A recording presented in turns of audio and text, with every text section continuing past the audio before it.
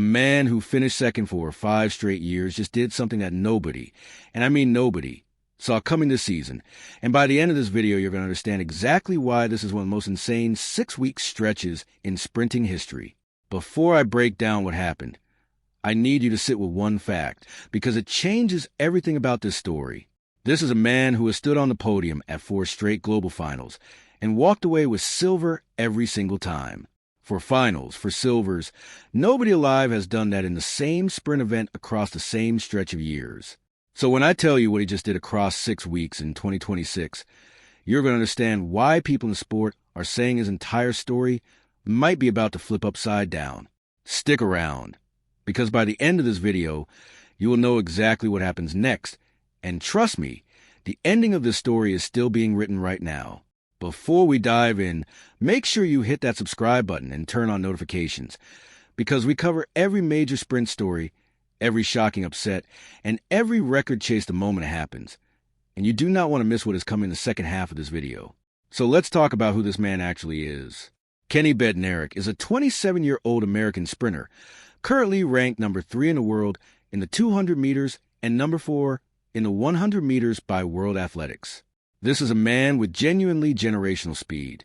He has run 19.57 seconds in the 200 meters, making him one of the fastest men to ever run that distance. He has also run 9.79 in the 100 meters, a time that ties him with Noah Lyles and Maurice Green as the 6th fastest American in history. Add in a relay world championship gold, 2 Diamond League titles, an unbeaten streak across 6 Grand Slam track finals in 2025, and you got a resume that is honestly hard to argue with.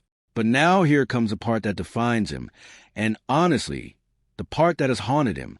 Between 2021 and 2025, Bednarek made it to 4 global 200-meter finals, and every single time, he walked away with silver.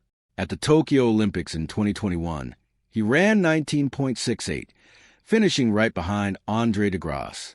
At the 2022 World Championships in Eugene, he ran 19.77, finishing behind Noah Lyles, who broke the American record that very day. At the Paris Olympics in 2024, he ran a blistering 19.62, only to finish behind Lyles Tebogo's African record run. And then at the 2025 World Championships in Tokyo, he ran 19.58, his fastest time yet, and still finished second, this time behind Lyles, winning his 4th straight world title. 4 finals, 4 silvers.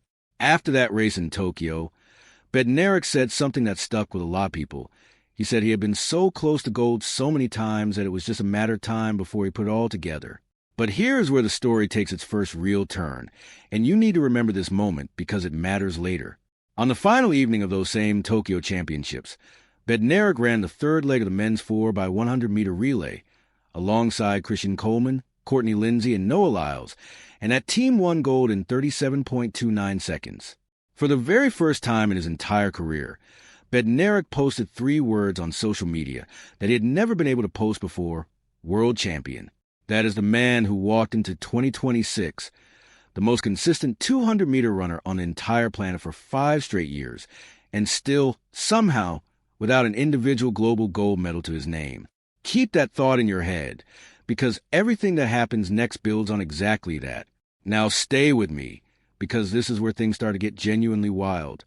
On May 31st, Bednarek lined up for his very first 200-meter race of 2026 at the Rabat Diamond League in Morocco, against a field that included Paris Olympic champion Lyles Tebogo and Tokyo 2020 Olympic champion Andre de Grasse. This was, on paper, one of the strongest 200-meter fields of the early season. And he did not ease into it at all. He reacted sharply off the blocks, took control through the bend, and was already ahead of the entire field by the time he hit the home straight. By the finish, Tebogo was 0.27 of a second behind him. Over 200 meters between 2 elite sprinters. That gap is not close. That is a statement. The final time was 19.69 seconds, a brand new meeting record for Rabat. Bednarek himself admitted afterward that he did not expect to run that fast, but he knew he had a good sub-20 seconds somewhere in him. Now here's a detail you need to hold on to, because it becomes important very soon. He did not grind this race out in the final meters the way he usually has in big finals. He built his lead on the bend, and then he simply held it all the way home. Before the season even started, Bednarek had been completely open about one specific thing he was working to fix: his start off the blocks. For years, his reaction time had cost him fractions of a second in exactly the races that mattered most. He trains in Florida under Coach Dennis Mitchell at Star Athletics, right alongside Christian Coleman, a two-time world indoor 60-meter champion with one of the fastest reactions in the entire sport. Training every single day next to a man who makes his living in the opening 10 meters of a race either raises your own standard or exposes you. For Bednarek heading into 2026, it raised it. He had also spent the early weeks of the year racing 100 meters in Shanghai and Xiamen, finishing third and fourth, results that were not dominant at all. But that was never the point. He was sharpening his reaction and testing his body before switching back to his main event. By the time he reached Rabat, he was ready. 7 days later, Bednarek showed up in Stockholm for the Bauhaus Gallon, the fifth leg of the Diamond League season. Now, here's the thing. A single dominant performance can always be explained away. Maybe it was the weather, maybe the field was weak, maybe it was just a good day. What you cannot explain away is the exact same athlete doing it again, 1 week later, in a completely different country. In the men's 200-meter final on June 7th, he crossed the line in 19.87 seconds, with South Africa's Sinisifo Dambau finishing second nearly a quarter of a second behind him. World Athletics' own official report called it a clear win. This was Bednarek's second straight Diamond League 200-meter victory of the season, following Rabat with yet another controlled, wire-to-wire performance. 2 races, 2 wins, 2 comfortable margins. At this point, the pattern was officially confirmed. But the real twist in this story was still coming, and this is the part where you really need to keep watching. On June 14th, at the USATF Los Angeles Grand Prix held at Allison Felix Field on the campus of USC, Bednarek made a switch and dropped down to the 100 meters. The race had a tailwind of plus 2.4 meters per second, which technically means the times were wind-aided and will not count for official records or rankings. Hold on to that detail, because it matters. But so, does what the clock actually showed when the race ended, 9.72 seconds. That time is equal to the 10th fastest 100 meters ever run under any conditions in history. Christian Coleman, the 4-time world indoor 60-meter champion, finished second in 9.84.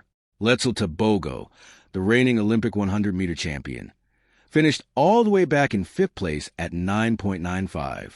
6 athletes in that single race broke 10 seconds. Bednarek won it by 12 hundredths of a second over Coleman and left Tebogo nearly a quarter second behind him. After that race, Bednarek did not hold back at all. He said he knew he was in 9.8 shape, so the 9.7 made sense given the wind, but he genuinely believes he is in 9.7 shape, even without any wind at all. That is not a sprinter being careful with his words. That is a man telling you exactly what he believes is coming. Now, 6 weeks does not settle anything, and that is important to remember. Bednarek's legal 100-meter season best officially still sits at 9.98. In the 200 meters, his 19.69 in Rabat is the second fastest time in the world this season, sitting just behind Gout's 19.67 from Sydney. Noah Lyles still holds the American record at 19.31, and Tebogo still holds the Olympic record at 19.46. So the real test is still ahead, and this is exactly why you cannot afford to stop following the story now. The Prefontaine Classic in Eugene on July 4th is going to bring the 200-meter head-to-head matchups that Rabat and Stockholm simply did not provide. Then come the national championships in New York from July 23rd to 26th. Then the Diamond League final in Brussels on September 4th and 5th. And then, finally, the World Athletics Ultimate Championship in Budapest from September 11th to 13th. And here is where the story comes full circle in a way that genuinely gives me chills. Budapest carries weight in this story that most people watching right now do not even realize yet.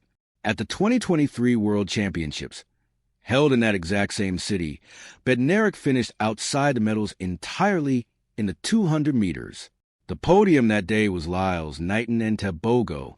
He went home without a single ribbon. The sport simply moved on without him, but he never forgot it. And now he is walking back into Budapest in 2026 as a man who has run 19.69 and a 9.7 something in the very same 6-week stretch. A man who has beaten Olympic champions across 3 different continents. And a man who, despite all that, still does not hold a single individual global gold medal to his name. He told reporters in Los Angeles exactly what his goal is right now. He said he is trying to beat everybody. And for the first time in a very long time, watching the way this season is unfolding, it genuinely looks like he might actually do it. So make sure you're subscribed and notifications are turned on, because between now and Budapest, this story is only going to get bigger, and we're going to be covering every single step of it. Thanks for watching, and we will see you in the next one.